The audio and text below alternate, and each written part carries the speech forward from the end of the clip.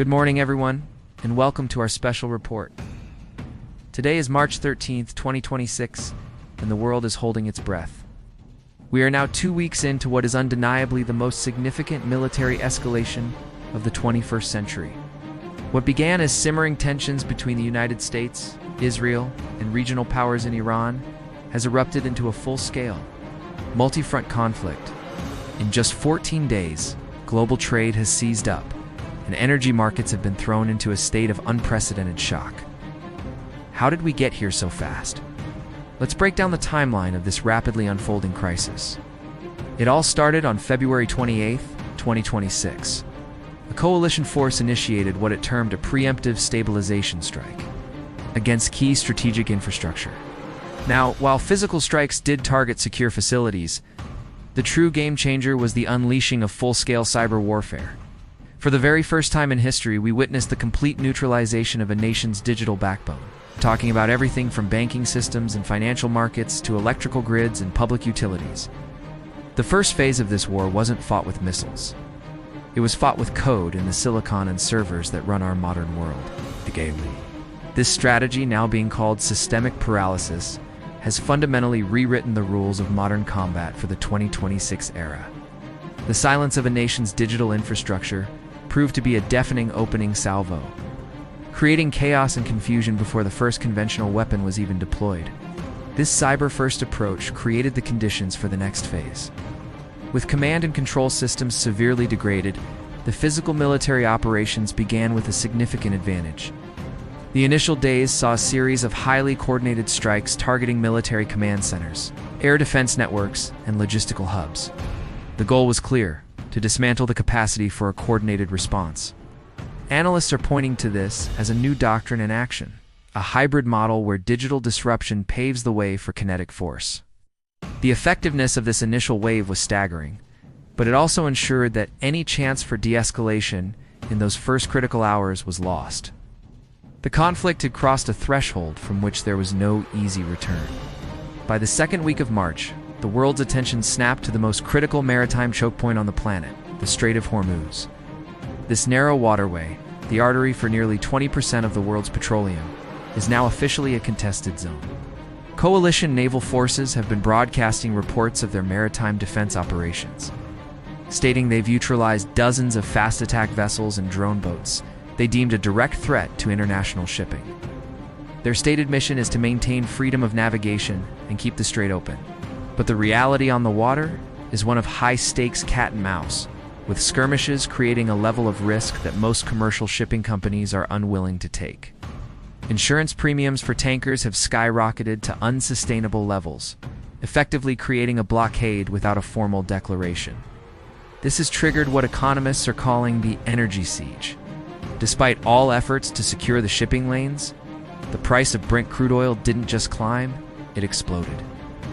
It shattered the $100 per barrel mark and has continued its relentless ascent, currently hovering at levels that are causing economic panic. The ripple effects are being felt in every corner of the globe. Manufacturing hubs across Asia are facing potential shutdowns due to soaring energy costs. The price at the gas pump in Europe and the Americas is reaching historic highs, threatening to trigger a severe recession. We are witnessing an energy crisis on a scale not seen since the oil shocks of the 1970s. But this time, it's happening in a far more interconnected and fragile global economy. The economic weapon has been fired, and its impact is indiscriminate. This conflict is no longer a regional affair. It is metastasized. On the northern front, what started as sporadic incidents has intensified into sustained artillery and rocket exchanges. We're seeing regional defensive networks fully activated, creating a literal iron wall of anti-missile systems. The night skies across large swaths of the Middle East are now routinely lit up by the incandescent trails of interceptors meeting their targets. Each flash is a testament to the advanced military technology at play, but also a stark reminder of the escalating destruction on the ground. These defensive systems, while effective, are being tested to their limits. And the question on every military analyst's mind is, how long can they hold against a sustained barrage? Meanwhile, the diplomatic front is in disarray. At the United Nations headquarters in New York, the Security Council is locked in marathon emergency sessions. Lights are on around the clock, but progress is non-existent. The core issue is a fundamental clash over the principle of strategic sovereignty. With major global powers vetoing any resolution that might constrain their allies or their own strategic interests, the result is a diplomatic paralysis that mirrors the chaos on the ground. A call for a ceasefire remains an elusive dream. This gridlock has created a humanitarian nightmare. With air corridors over 3 continents now closed or deemed unsafe, delivering aid to affected civilian populations has become a logistical impossibility. International aid organizations are pleading for safe passage, but in the current climate, their calls are going unanswered. As we stand here on day 13 of this crisis, the path forward is shrouded in fog. There are no clear signs of de-escalation from any side. In fact, the rhetoric seems to be hardening and military postures are becoming more entrenched. The world is truly at a crossroads. Is this the beginning of a prolonged, grinding conflict that will permanently decouple the global economy and shatter the post-Cold War order? Or can a last-ditch diplomatic breakthrough pull us back from the brink? We don't have the answers yet, but one thing has become painfully clear. The war of 2026 has exposed the 2 most fragile pillars of our modern civilization: energy security and cyber resilience. The world we all knew just 14 days ago is gone, replaced by a new and uncertain reality. Thank you for joining our geopolitical update.